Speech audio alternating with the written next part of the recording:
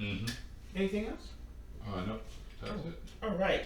Next week's Torah portion is entitled Chukat. And this is concerning the red heifer. And it's taken from, let's see here, let me make sure I get this right. Chukat, and my Torah is divided into 3 parts, I believe. And correct me if I'm wrong, it goes from Numbers 19:1 through Numbers 22:1. Yes. Okay. And in my Torah, it's divided into 3 sections. The first section, Chukat, Numbers 19:1 through 22:1, the red cow, laws of purification. And the next section is Numbers I made a mistake. Numbers, I made a mistake. The first part is the red cow, laws of purification, Numbers 19:1 through 22. The next section, in 38 years later, Numbers 20:1 through 19. And then wandering and warfare, Numbers 21:1 through 22:1. And it starts out, וידבר אדוני אל משה ואל אהרון לאמור, זאת חקת התורה אשר ציווה אדוני לאמור, דבר אל בני ישראל ויקחו אליך פרעה אדומה תמימה אשר אין בה מום אשר לא עלה יעל. The Lord spoke to Moses and Aaron, saying, this is the ritual law that the Lord has commanded. Instruct the Israelites to bring you a red cow without blemish, in which there is no defect, and on which no yoke has been laid. So this is very interesting because supposedly Israel has a red heifer. And I'll try and find out more information by next week so I can update you on how that's coming along. So this is very interesting that we are discussing this at this time. Now, if you have in your papers, I think, unless you have selected a song. No, I didn't. I'd like to sing the one we sang last week because you did so good. Sing Hallelujah. Do you have your paper? I'm not sure where I put the paper. See if it's in your usual place.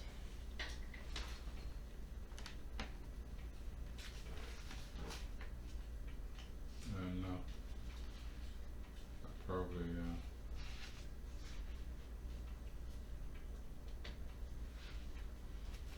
not my usual. I'll do you a solid. I'll give you my copy, and I will.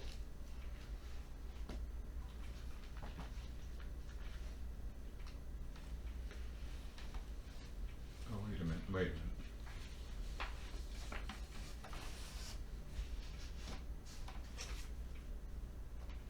Yeah, I have. Okay, great. Very good. So we will sing.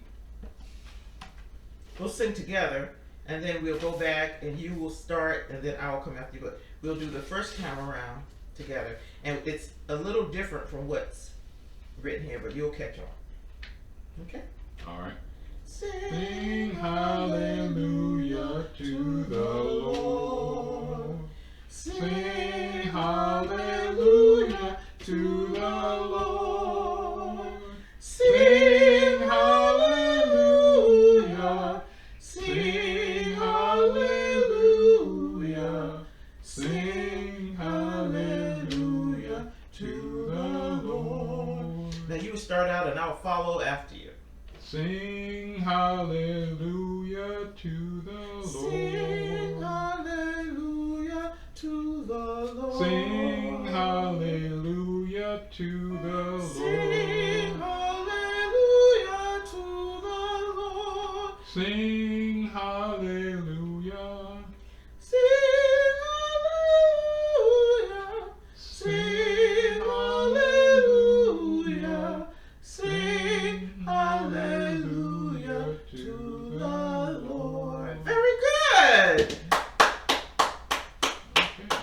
and we have sang hallelujah to the Lord. He has been so merciful to us this past week. I don't know about you out there in our listening audience, but he has been so merciful, and only he can get the credit, because it was a little rough. And in my prayer group last week, and I may have mentioned this in our last broadcast, one of the ladies in the group said about wrestling, when it says in Ephesians, I think we talked about it last week, that we wrestle not against flesh and blood, but against principalities of darkness in high places, in so many words.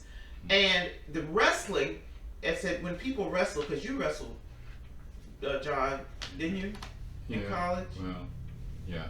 Well, and the idea of wrestling is to tire your opponent out. So, and that's what the ultimate enemy, it says, that he seeks to wear out the saints of the Most High by constantly putting us in situations where we are just, at a loss for words. But I contend that our greatest strength will be in the Lord. If we trust him, no situation is going to come where it's going to weary us. And that's what the enemy does. He tries to weary us. And I believe toward the end, and most people, I believe, are experiencing this, where there's so many things going on, you don't know what to do. You're trying to feed your family, you're trying to pay the rent, your mortgages, your car payments, and all of that. And it's just one thing after another. But there's one constant. There's one constant. And that's God. Mm-hmm. The God of Abraham, the God of Isaac, the God of Jacob, and the Messiah, Yeshua. Amen. If we place our trust and if we place our hope within the God of Israel and our Messiah, Yeshua, then we will be able to weather any storm that the enemy sends at us. We will not be weary, because our hope is in the Lord. That's my advice for everyone.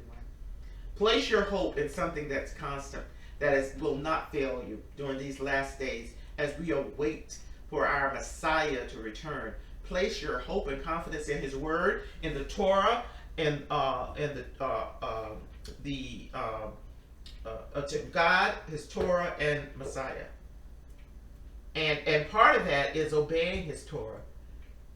And one of the important parts is the 7th-day Sabbath. I believe it's an entry for you to be doing other things. That you will, it's not just the only thing we should be obeying, but it certainly is a doorway to doing other things that God will have us do that are pleasing to the Lord. And it's something that only, there are very few people who do it, who profess belief in Messiah Yeshua. There's the Seventh-day Adventist group. They are really into I must say they are. But ordinary Christendom is not. The church is not does not believe in the 7th-day Sabbath. So anyway, anything else, John? Nope, that's it. The whole world is waiting to sing the song of Shabbat. The whole world is waiting to sing the song of Shabbat. The whole world is waiting. Sing the song of Shabbat. The whole world is waiting. Sing the song of Shabbat. I want to